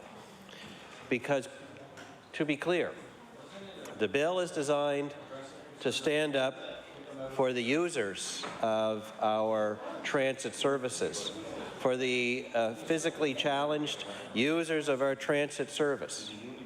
They have told us, Madam Speaker, that when they are used as pawns in a contract negotiation over money, when the service is interrupted, whether it's by the employer in a lockout or the union in a strike, that their lifestyle is interrupted. We heard from users of the Metro Access-a-Bus service during the 44-day strike earlier this year that even everyday tasks like getting to the grocery store, getting to the drugstore to fill a prescription, visiting a friend or family member, meeting anyone providing you with care or assistance became impossible. Madam Speaker, many people we heard from are on income assistance or on very modest incomes of their own. And telling them to sit at home for 44 days or to take a taxi is so cruel and unfair. We met with one blind Access-a-Bus user who was forced to spend hundreds of dollars on taxis during the Access-a-Bus strike. Madam Speaker, he didn't have an extra couple of $100 lying around to pay for taxis. He did what he had to do. But, Madam Speaker, all of us in this House can imagine what that person gave up from their modest budget in order to get to the grocery store or the drugstore or to visit family. And, Madam Speaker, that is not right. So I can assure you, regardless of the opinion of the NDP, the Progressive Conservative Party will be there for people who use the excessive bus service. In fact, I remember calling on the Premier and the NDP government many times to put an end to that strike on behalf of the transit users of Halifax, particularly the excessive bus users, that the Provincial Department of Labour has a role to play in keeping important services going when there is a contract negotiation in dispute. But all those pleas, mine and others, they fell on deaf ears. It's obvious where the NDP stand, Madam Speaker. So it's important that people like the users of our transit services know where the Progressive Conservative Party stands.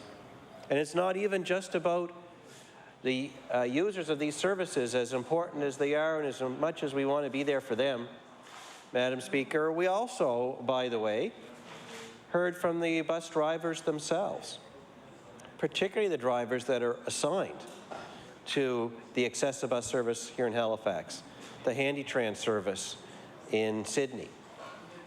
They don't want to leave their customers who they know personally.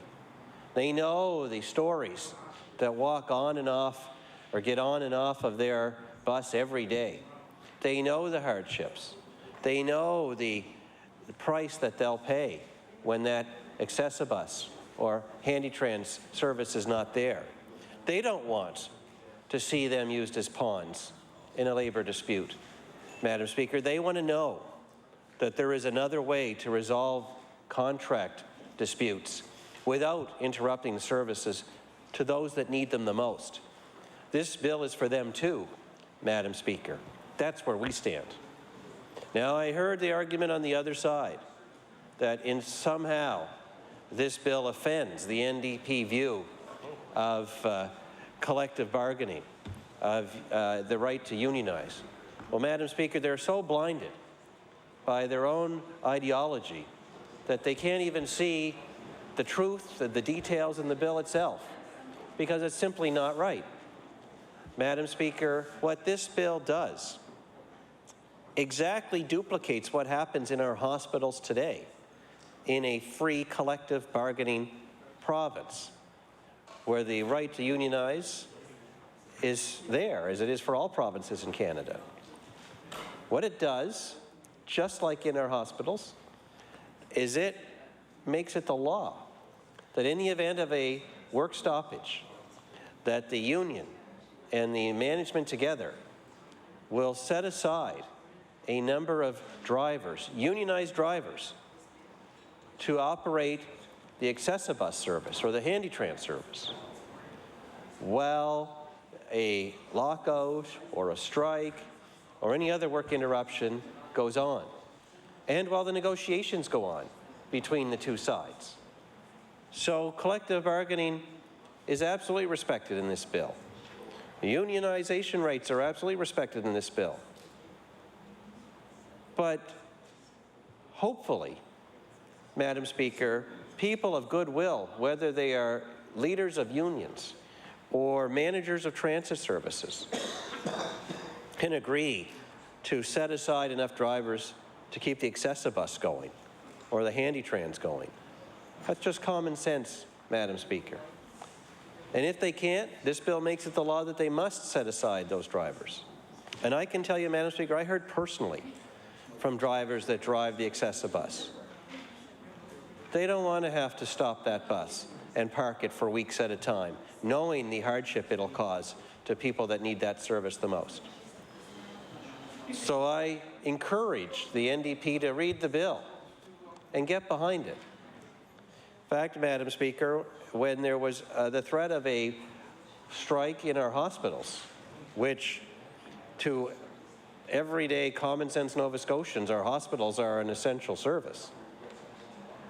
The NDP answer to not intervening to prevent the hospitals from shutting down was that there's a management agreement in place. There's a management agreement in place to have enough doctors and enough nurses operating our hospitals at least a bare minimum level so that the negotiations could go on.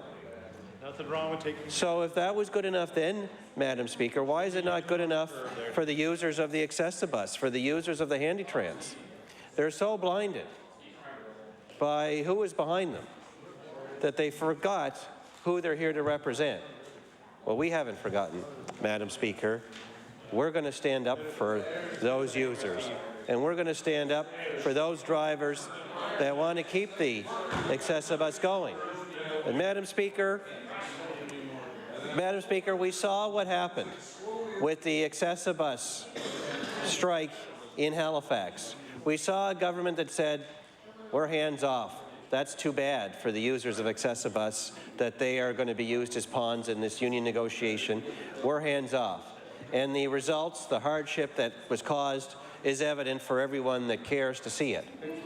But they now have a chance, Madam Speaker, they have a second chance to do the right thing for the Handytrans users of Cape Breton Regional Municipality, where strike notice has been given there. They have a chance. This bill is a chance for the users of the Handytrans to get this system in place so that they can have that service uninterrupted, so they won't be used as pawns like the people of Halifax were. That government has a chance to do the right thing a second time. They struck out on it the first time. It's so sad to see they're striking out again. I encourage all members. Order. Recognize the House Leader for the Progressive Conservative Party. Thank you very much. That was a wonderful debate. We should have kept going on that one. Thank you very much. Can you call, Madam Speaker, can you call Bill number 72, the Capital Projects Review Act? Call Bill number 72, the Capital Projects Review Act. Recognize the Honourable Member for Cape Breton North. Thank you, Madam Speaker. Madam Speaker, it gives me great pleasure to rise this evening to speak to Bill number 72, an act to provide independent review of certain capital projects. And Madam Speaker, we hear in this legislature over the last 6 to 8 weeks that we're here a lot about the Muskrat Falls project. We have both opposition parties calling on the government to give us a cost-benefit analysis, to see what the cost of electricity will be when it comes to our doorstep because of the costs and the cost overruns, and we can't be told. We call for an independent review, and we can't get it. Madam Speaker, this bill will require every capital project in the province of Nova Scotia that's over $100 million to be subject to that independent review. Under the bill, the Muskrat Falls project would have automatically been subject to this independent review, and we would have seen a little bit better of what the costs are going to be, what the cost breakdown is going to be, where the money's going to be spent. And it will give us a better idea of where and what and how much it was going to cost electricity to be brought to our doorstep. It will require the government to appoint an independent reviewer to do this project, Madam Speaker. Independent. Someone who cannot be elected to public office. Someone who wasn't a member of the public service. An employee of any municipality in the province of Nova Scotia. Or have an invested interest or be employed by a person with a vested interest in the project itself. This person, Madam Speaker, would be required by law to do the cost-benefit analysis of the project. They would have to consider other options. We hear options in this legislature of coal. Madam Speaker, this government wants to get off coal. But we know if we get off coal completely today, we would have a big hole in our power generation system. Our costs would rise dramatically because we would have to rely on other forms of power that we just don't have or we can't generate enough. We'd have to rely on the cost-benefit analysis of using gas. Offshore gas is cheap right now, and if we had to compare that to what's coming, it would be used the best at the time. We also have here talk about tidal power and solar power. And this bill would require the government to do the cost-benefit analysis of all these and take the cheapest form of energy that we could use to generate power here in the province. This bill would require the reviewer to hire any expert in this area as they're needed. And Madam Speaker, that would be much better for us to know that the experts in the field were studying this and giving us a better idea of what's going on. The reviewer must prepare a report with the results of the review and the recommendations with respect to the project. If it's not the most cost-effective, then the project can't be recommended, and it would not be able to proceed. It would have to be given to the Premier, and the Premier would have to report and table the result in the legislature. And by doing that, we could have a good debate and have a better idea on what this is going to cost. It would be great protection for the province, the people of the province of Nova Scotia. It would allow us to have, in this House of Assembly, to make better decisions on how to proceed with major projects in the province so that the people of this province have their financial best interests at heart. It would make sure that the people in this province could move forward on major projects and know their money was being spent wisely. And with that few words, Madam Speaker, I'll take my seat. Thank you. Thank you. Recognize the honourable member for Hammonds Plains, Upper Sackville. Thank you very much, Madam Speaker. I'm glad to stand again in my place, talk a little bit about a bill that's been brought forward by the opposition. You know, Madam Speaker, I find this an interesting piece of legislation because, you know, it's coming from a party that, you know, $80 million over costs from a hospital. And you know, Madam Speaker, that's an interesting piece of information for the opposition, for all members and all Nova Scotians to recognize that. You know, Madam Speaker, you know, one of the things this bill allows me to do is stand in my place to talk a little bit about some of the positive capital investments that we've been able to make right across Nova Scotia when it comes to schools, roads, renovations within our province. You know, one of the things that I think Nova Scotians want from their government is to ensure that we have good quality public infrastructure that's being built right across Nova Scotia, Madam Speaker. You know, Madam Speaker, our government has brought forward a capital plan for this province, the first in its history, a capital plan that's been released way prior to when the budget is introduced, Madam Speaker. That's something to allow. The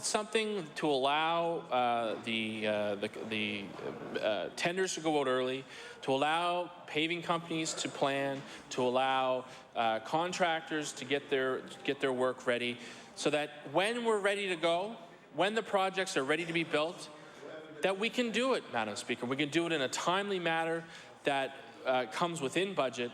And that's exactly what we are, as a government, are doing, Madam Speaker. You know, the Premier and many of our ministers have talked about openness and transparency. That's exactly what this government is doing, Madam Speaker. You know, last year, Madam Speaker, in the capital plan, just last year alone, Madam Speaker, we invested over $610 million, Madam Speaker. $610 million, more than 150 projects in ridings in Victoria the Lakes, in ridings in Argyll, in riding in Inverness. Every constituency across this province, Madam Speaker, we've been able to invest in good quality investments for Nova Scotians. I think, Madam Speaker, that's exactly what Nova Scotians wanted us to do. Over $281 million of paving, Madam Speaker. And in fact, Madam Speaker, of us bringing in the... Order, please. The honourable member for Hammonds Plains, Upper Sackville. Thank you, Madam Speaker. Because of us bringing in, starting to bring in some of the chip sealing into in-house, Madam Speaker, we are paving more roads for cheaper, Madam Speaker. Is that not saving money for Nova Scotians, Madam Speaker? We know it is. What about $158 million, Madam Speaker, that is being built for investing in the buildings that we own, Madam Speaker? Schools, hospitals, the things that really matter to Nova Scotians, Madam Speaker. The money going towards the jail in Pictou, Madam Speaker. These are the sorts of things that I think Nova Scotians want us to do. Open and transparent, a plan, Madam Speaker, that is brought out, way before the budget, to allow paving companies and different contractors to plan ahead, Madam Speaker, to know what the government planning on doing. Part of that plan, Madam Speaker, was a school, was a finishing of a school, a high school of the kids that live in Hammonds Plains. You know, Madam Speaker, that is a project that is on budget, that will open 3 months ahead of time because of the work of this government, Madam Speaker. You know, we want to ensure openness and transparency. That is exactly what we are doing, Madam Speaker. $57.2 million in IT projects, Madam Speaker. IT, moving forward with those things, Madam Speaker. $13.1 million in vehicles and equipment, Madam Speaker. $87.9 million in capital grants and $12.8 million in land purchases that party over there calls dirt.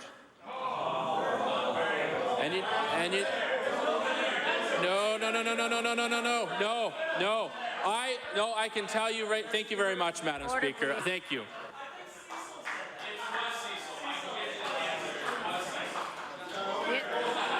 Order. The honourable member for Halifax Clayton Park. Thank you very much, Madam Speaker, and I'm pleased to be able to rise on behalf of the Liberal caucus this afternoon to speak to the Conservative bill that we're debating today, which is Bill number 72. It's a private member's bill entitled the Capital Projects Review Act.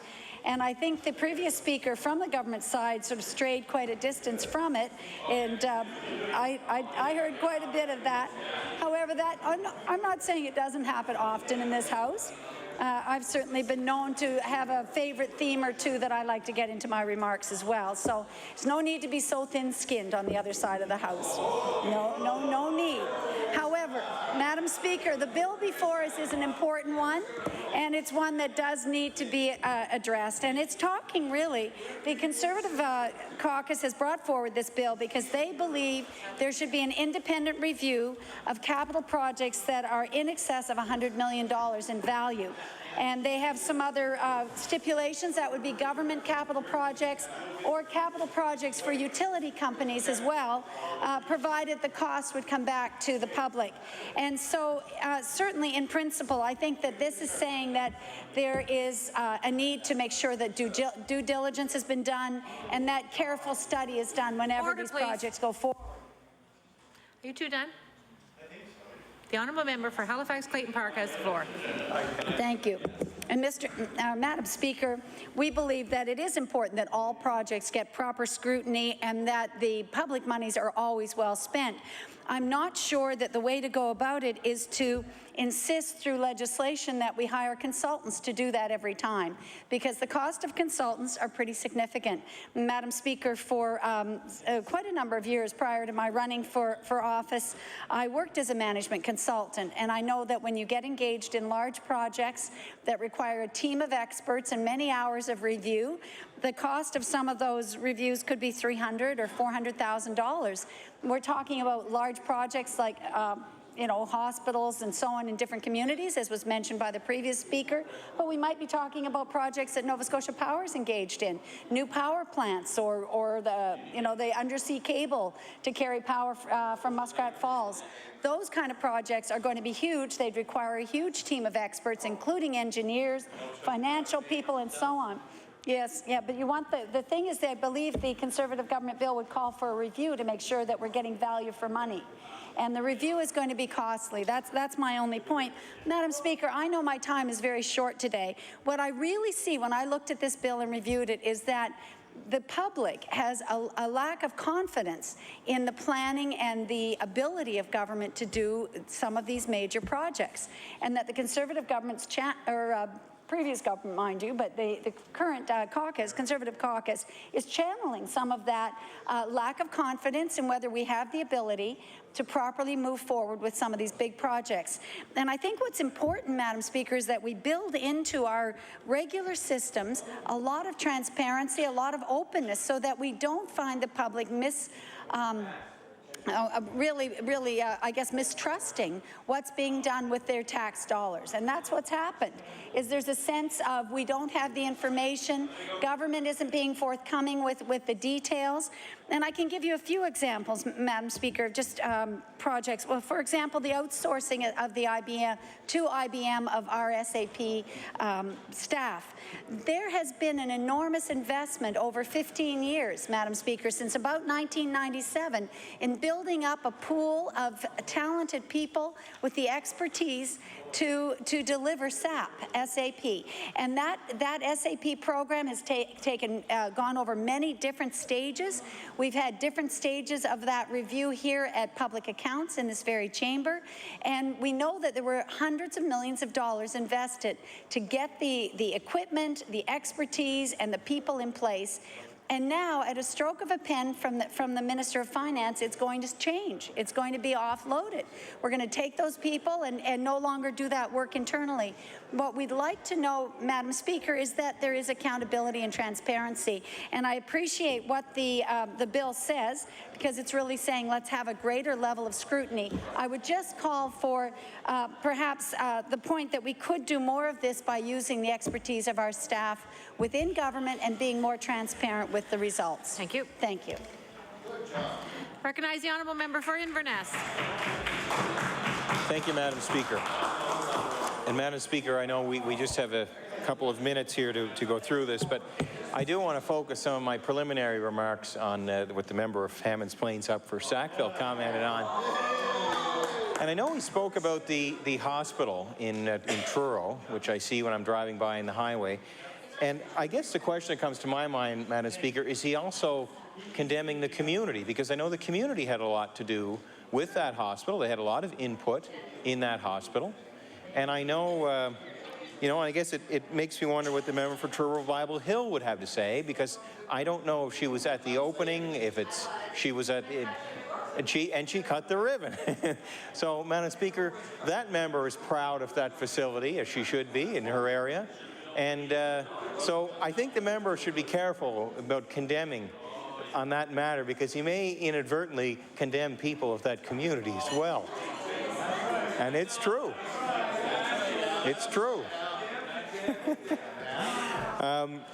Madam Speaker, and I also heard him talk about paving, and he's talking about that they're paving for less. Well, Madam Speaker, we're actually going to have them at Public Accounts very soon, and we're going to examine whether they in fact are paving for less. So we'll bring that up at a future date in the legislature here. But on to my remarks. The question, why not review the cost of capital projects? Why not? You know, I think the only reason anyone would be against this bill is if they were afraid that the truth might come out on something.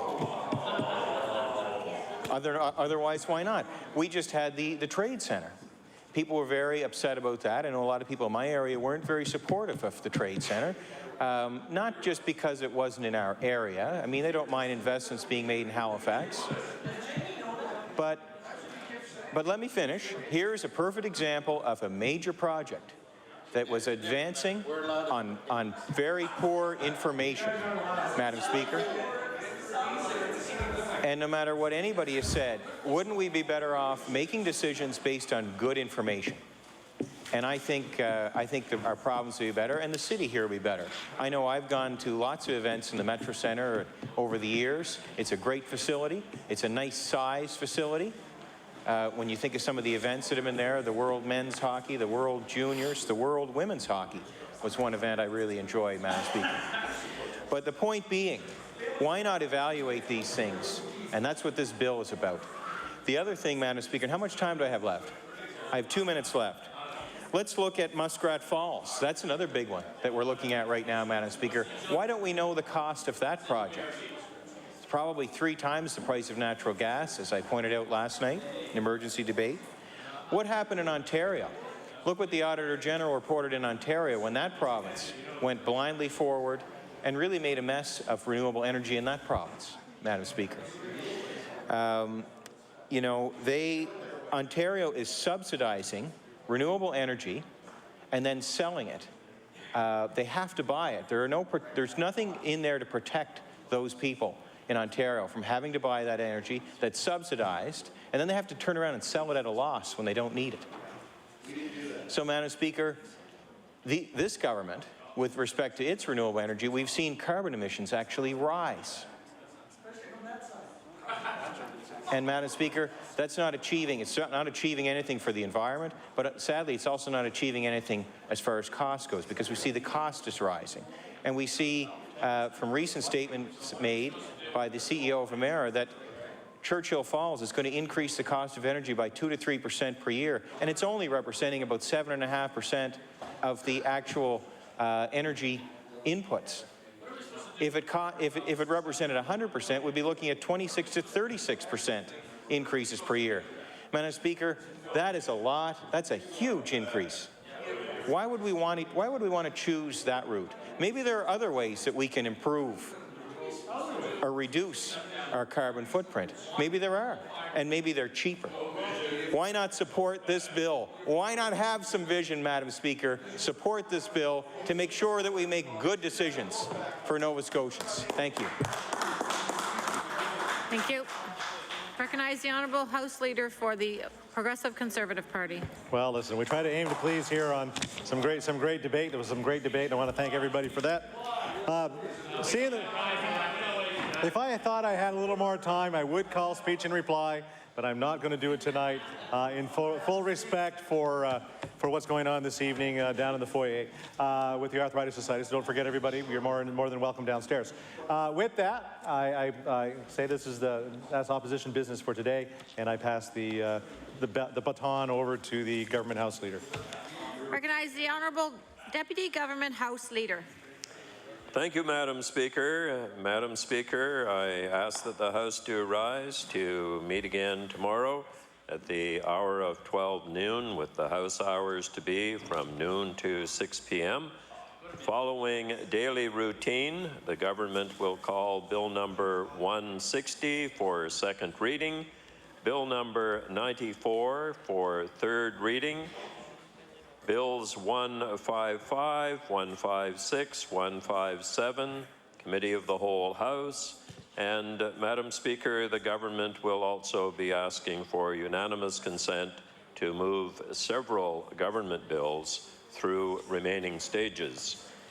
Thank you very much, Madam Speaker. The motion is that we do now rise to meet again tomorrow, Thursday, December the 6th, between the hours of 12 noon and 6 p.m. All in favor say aye. Those opposed, nay. The motion is carried. We have reached the moment of interruption and now call adjournment motion under Rule 5.5, the late debate topic as submitted by the member for Kings North. Therefore, which reads, therefore, be it resolved that Nova Scotians could expect far fewer jobs and investments, lower property values, and less opportunity for young people if Liberals had their way, because Liberals would let Vancouver or Quebec win decades of defence shipbuilding work rather than invest so that the ships start here. I now recognize the honourable member for Kings North. Thank you, Madam Speaker. I'm pleased to stand tonight to say a few words that flow from the resolution. I know that to build a better future for Nova Scotia, Madam Speaker, we need to do things differently. We need to take our province in a new direction. And I think the resolution that I put forward, Madam Speaker, suggests in general terms, or maybe in some particular terms, that the Liberals criticize, but don't really offer many solutions. Well, they do, of course, offer those worn old chestnuts that suggest that lower taxes, or letting the private sector take charge of our economy will lead to better things. But I think, Madam Speaker, that kind of magical thinking really doesn't get us far. And sometimes I wish that people would stop